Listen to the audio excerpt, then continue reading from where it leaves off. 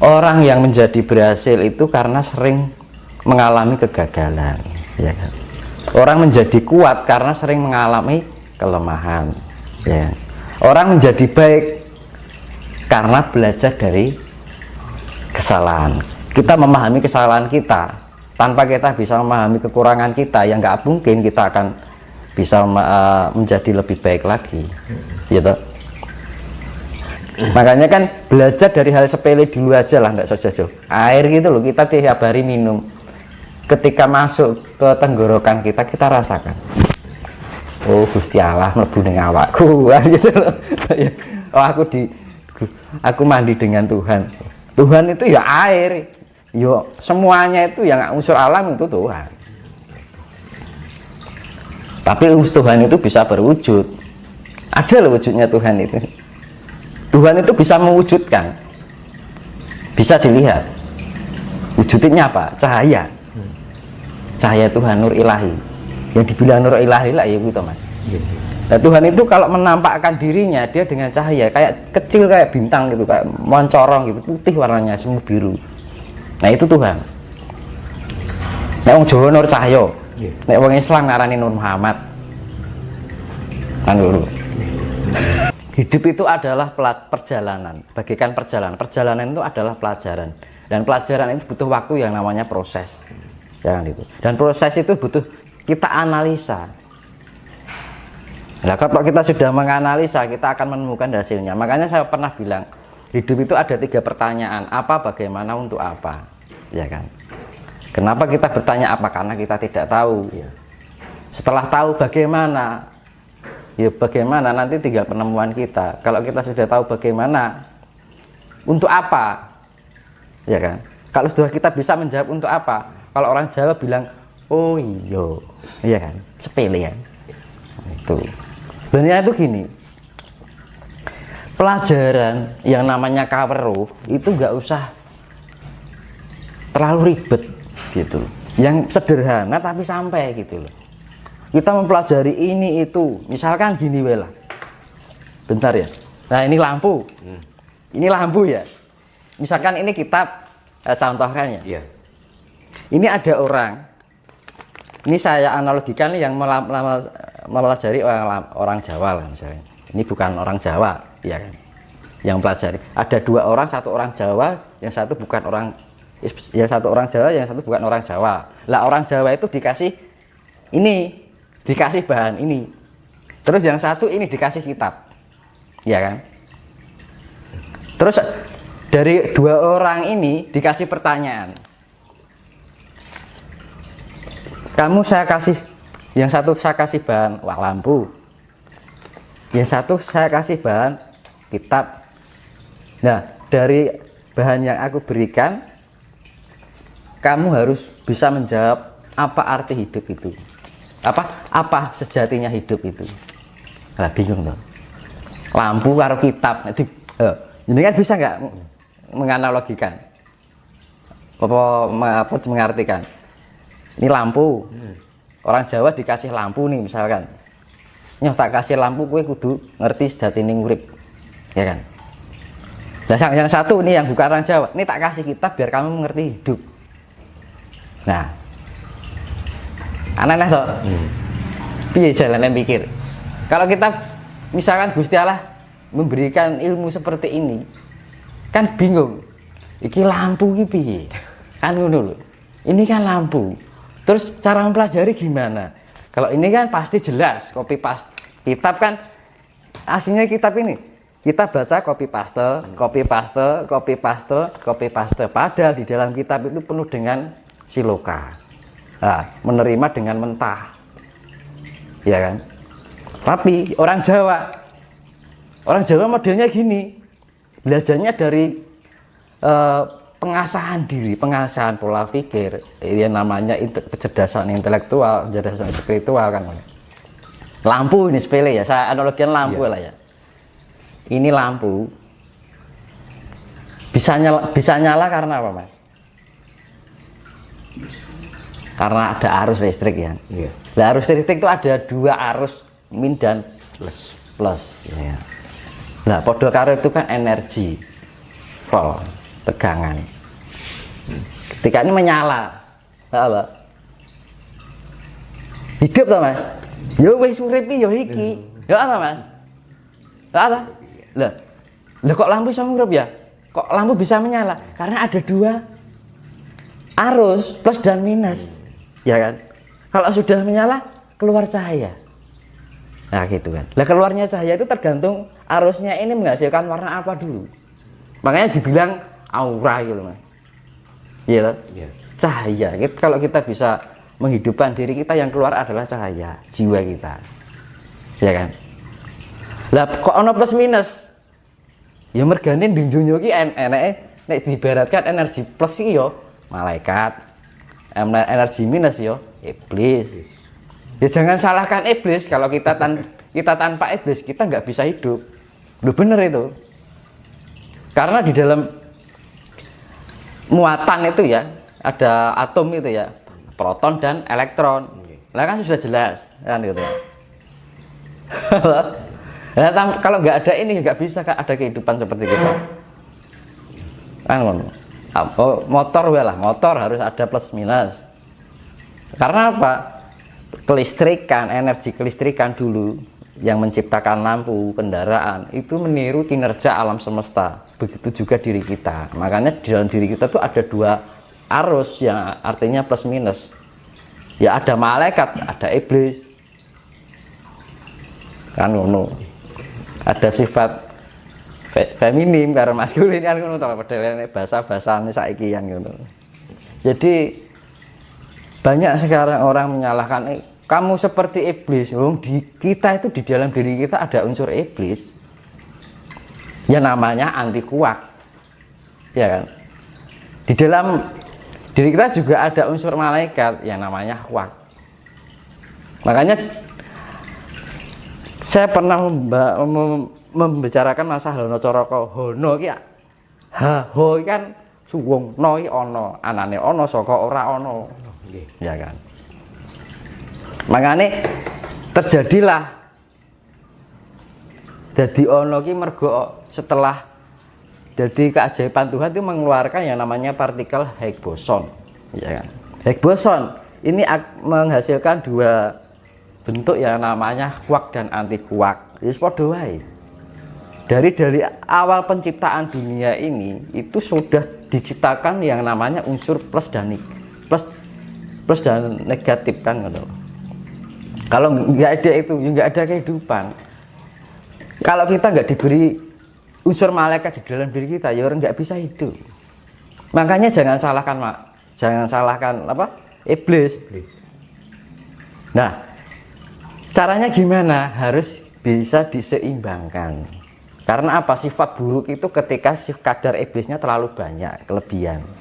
Iya tak? Unsur malaikat pun juga nggak baik. Kalau kelebihan kebaikannya, akhirnya apa? Orang jadi fanatik, merasa bersih, semuci suci, merasa benar, merasa pintar, ya kan? Yang lain salah, kan gitu. Karena di dalam ajaran sekarang itu ya nyun sewu ya, pada salah persepsi, menyalah-nyalahkan iblis. Di dalam hidup kita nggak ada iblis, nggak ada kehidupan, gitu. Nah itu. Makanya adanya sifat negatif itu harus diseimbangkan. Ya seimbangkan, makanya dibilang itu Ibu Pertiwi, Bopo Angkoso. Ibu Pertiwi terkandung dalam 4 unsur alam. Nah Bopo Angkoso itu ya cahaya ilahi itu tadi. Makanya kita harus diemong, harus bisa menselaraskan antara Ibu Pertiwi, Bopo Angkoso. Karena keadaan dunia ini sudah kehilangan identitas dengan langit. Ya kan? Dunia ini sudah kehilangan identitasnya dengan langit. Kan ngono. Sedulur papat kali mau pancer asine nak sejatine kuwi to. Nggih. Ya kan? Kitab Jamus Kalima Sada. Ya kan? Pustaka Jamus Kalima Sada ki artine kuwi to Mas. Dari kelima itu ada satu sodone iki yang diarani cahaya Tuhan. Ora tek kalimat syahadat, enggak. Dari dulu enggak ada kata kalimat. Itu bahasa Sanskerta. kalimo sodo penegak yang sifatnya tunggal, maha tunggal. Makanya kita harus kalimo sodo itu harus menjadi suatu sifat tunggal, nggak boleh terpisah. Manakala ini terpisah dengan identitas langit, ya wes dunia akan mengalami kehancuran secara global. Makanya orang belajar ini copy paste ini orang ngerti, nggak nyampe. Ini udah menemukan arti hidup, ini belum. Ya kan? Analoginya seperti itu. Nah, orang Jawa itu cara mempelajari tentang kehidupan seperti itu. Kau pendek orang Jawa yang tak kayak kitab pelajari no copy paste. Orang pinter-pinter gitu. Jenengan pelajaran ya. Pelajaran ini mah nyontoh terus, nggak pinter-pinter kan gitu. Tambah goblok Mas. Kalau kita nggak mengasah, kalau orang Jawa lampu ya jadi bahan, barang sepele jadi gawe. Lampu ini kamu belajarlah hidup dari lampu ini, ya. Orang kalau belum tahu apa-apa kan bingung. Ya akhirnya otaknya diasah, spiritnya juga dilatih. Nah akhirnya oh ini toh, iya kan? Akhirnya jawabannya oh iya. Nah orang Jawa itu seperti itu. Makanya orang Jawa membuat suatu pengertian tentang kehidupan selalu dibangun dalam bentuk relief. Nah itu kandungannya dalam, jadi nggak ada tulisan gitu jarang.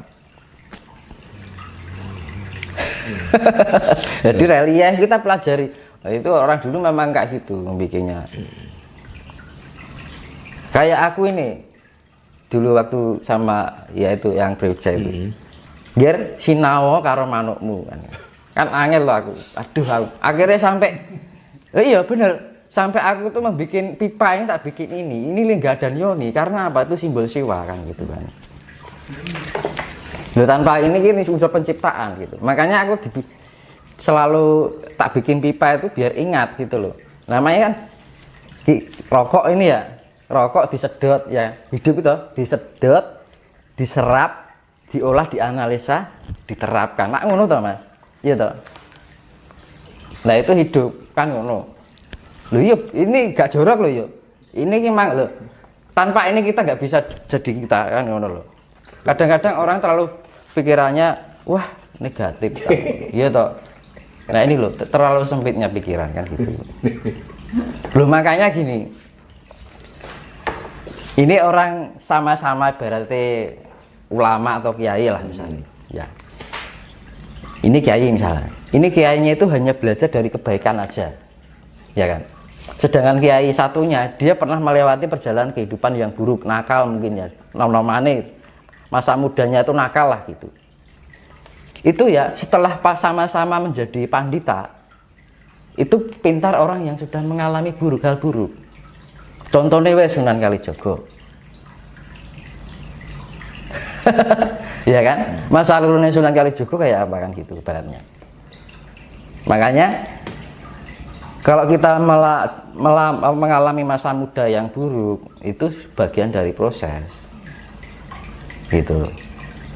Jadi kalau kita belajarnya hanya baik terus, akhirnya menjadi suatu kesombongan diri bahwa kita merasa diri kita baik, kan? Tapi kalau orang yang pernah melewati suatu kehidupan masa muda yang nakal atau pernah mempunyai suatu keburukan masa muda, kita berpikirnya oh pernah merasakan seperti ini, ya kan? Bisa memaklumi sesuatu, ya kan? Akhirnya menjadi sesepuh yang mempunyai pola pikir yang lebih universal, mempunyai wawasan. Jadi ngerti mana yang ngerti bener antaranya bener karo penel kan, antaranya benar dan benar-benar benar kan gitu loh. Iya kan? Makanya kan kalau kita pernah melawan, justru makanya kan sama-sama pandita ya. Yang satu pandita ini pernah melewati masa-masa suram atau dalam masa muda yang mungkin buruk ya. Sama-sama pandita ini belum pernah. Pasti orangnya lebih pintar ini. Dan itu kisah nyata loh, banyak kiai orang belajarnya dulu masa lalunya buruk. Akhirnya jadi kiai. Ya. Nah, makanya kan masalah muda buruk itu tidak jaminan akan selamanya buruk. Selama kita mempelajari dan memahami kekurangan kita juga akan, karena apa? Baik dan tidaknya kelak nanti ketika kita memahami segala perjalanan kita analisa perjalanan kita akan menjadi sesuatu yang baik. Makanya kalau mempunyai jiwa yang benar-benar spirit itu harus sifatnya harus universal, fleksibel. Semua agama nggak ada yang salah baik. Tapi kenapa harus disekat-sekatkan? Tujuannya juga sama. Si digolek apa lagu Gusti Allah, teman? Iya kan? Ya. Padahal Tuhan itu tidak untuk dicari. Tuhan apa dicari? Enggak. Tuh, keberadaan Tuhan itu tidak dicari tapi dirasakan. Mana bisa Tuhan dicari? Nggak bisa. Oh, Tuhan sudah ada di diri kita kok. Yang perlu kita lakukan hanya merasakan keberadaannya. Akhirnya ada Tuhan. Kita rasakan keberadaannya. Ketika kita memahami dan menyadari, oh ini kopi rasanya enak, gitu kan. Air. Makanya kan ya Tuhan, saya ulangi lagi, Tuhan tidak untuk dicari, tapi dirasakan keberadaan. Makanya ketika kita meditasi juga jangan mencari, tapi merasakan. Meditasi jangan mencari. Tujuan ini juga merasakan. Karena Tuhan itu semakin dicari semakin jauh. Loh bener itu. Di dalam meditasi kita pikirannya kemana-mana mencari kan, ya semakin jauh. Oh sekarang gini Mas Dimas, tadi Mas Dimas mengatakan bahwa meditasi itu jangan mencari. Sebetulnya hakikat dari tujuan meditasi itu sebenarnya bagaimana sih Mas? Yaitu bisa mencapai tingkat kesadaran bahwa kita memahami dan menyadari keberadaan Tuhan itu tadi. Kalau kita sudah memahami keberadaan Tuhan, maka sifat Tuhan akan include di dalam diri kita. Dan sifat Tuhan itu apa? Kasih.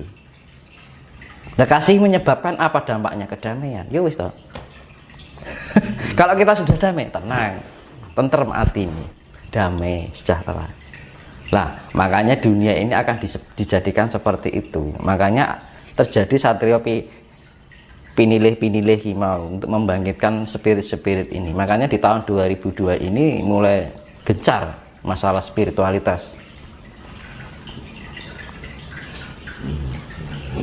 Jadi ya namanya meditasi itu sebenarnya melatih tingkat kesadaran kita. Gunanya apa? Biar kita bisa merasakan keberadaan Tuhan. Kalau kita sudah merasakan keberadaan Tuhan, ya Tuhan include di dalam diri kita.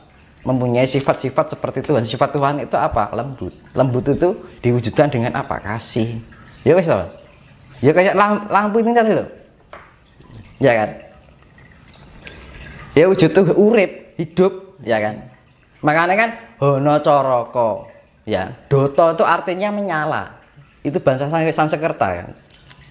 Kan hono. Hono itu ho no, anane ono saka ora ono. Adanya ada karena dari tidak ada. Coroko, cipta rasa dan karsa, cipta rasa dan karsa, ya kan? Ibaratnya proton, neutron, elektron, Brahma, Wisnu, Siwa, ya kan ngono. Intelektual, spiritual, emosional, kan ngono. Jadi kan coroko ini sebenarnya konsep dari penciptaan, pemeliharaan dan peleburan. Makanya dibilang Tritunggal. Ya sebenarnya satu diwujudkan dalam sifat yang tiga sifat ini sebenarnya tunggal. Maka terciptalah adalah doto. Doto itu bahasa Sanskerta artinya adalah nyala, urip. Makanya di dalam energi keselarasan tiga unsur ini bisa menjadikan kehidupan. Urip, nyala, iya. Lah nyalanya itu bagaimana? Mau dinyalakan merah, hijau, ungu atau biru atau putih, kan ngono. Nah, makanya kan gini, gunanya kita mengolah diarani nek meditasi ibarat apa weningnya. Kan itu. Di dalam keheningan perenungan diarani heneng henung hening. Heneng kita merenung, diam heneng baru hening. Hening itu ibaratnya lebih mendalam lagi. Hening itu artinya merasakan apa yang semua yang ada di dalam organ tubuh kita, pikiran kita, rasa kita, emosional kita, kan ngono. Ya kalau kita sudah bisa menselaraskan itu, ini akan lampu ini yang menyala ini yang awalnya redup jadi terang, awalnya merah menjadi hijau, ya magic biniu, aura, jiwa itu aura, lah aura itu ya cahaya gitu mas.